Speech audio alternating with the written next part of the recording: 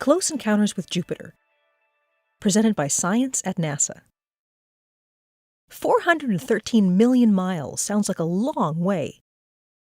Something you can see in March might change your mind.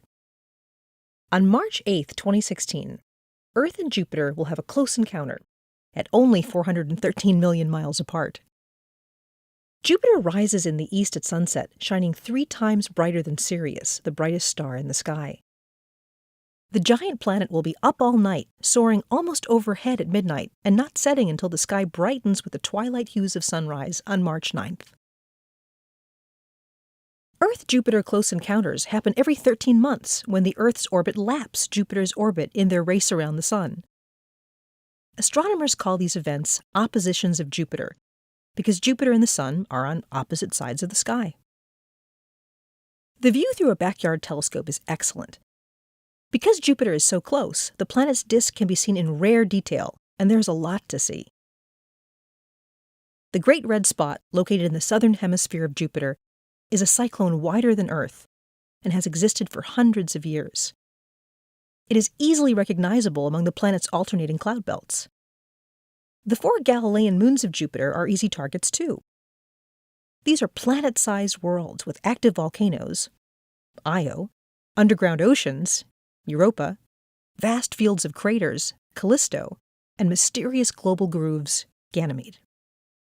At 413 million miles, Jupiter will look marvelously close. A NASA spacecraft named Juno is about to take an even closer look. Launched in August 2011, Juno will reach the giant planet on the 4th of July, 2016, and enter into a polar elliptical orbit that takes it as little as 3,100 miles from Jupiter's cloud tops at its closest point in its orbit. This proximity will allow researchers to probe Jupiter's interior, long hidden from view. Juno's principal investigator, Scott Bolton of the Southwest Research Institute in San Antonio, Texas, says, "Our knowledge of Jupiter is truly skin-deep. Even NASA's Galileo probe, which dived into the clouds in 1995, penetrated no more than about 0.2% of Jupiter's radius. Juno will lift the veil without actually diving through the clouds." Bolton explains, "Juno will spend more than an Earth year orbiting nearer to Jupiter than any previous spacecraft.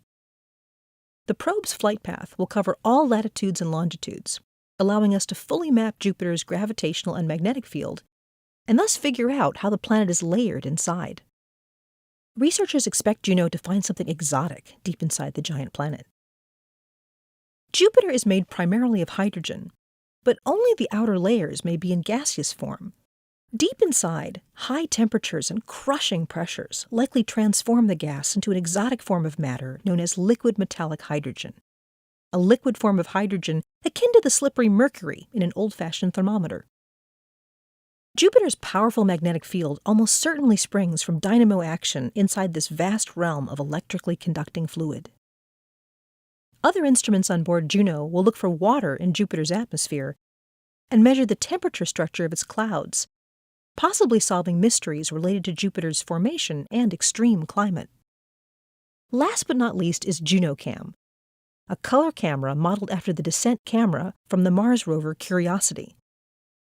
The overwhelming majority of JunoCam's targets will be chosen by the public, with the data being processed by them as well. Bolton says, "We want to give people an opportunity to participate with NASA. This is citizen science at its best." Swooping low over Jupiter's clouds, JunoCam will be able to photograph massive storms, powerful auroras, and of course, the unknown, at point-blank range. Until then, mark your calendar for March 8th and 9th. See Jupiter from your own backyard. Then, start making a wish list for JunoCam. After all, it's your camera. For more about the Juno mission, go to www.nasa.gov/Juno.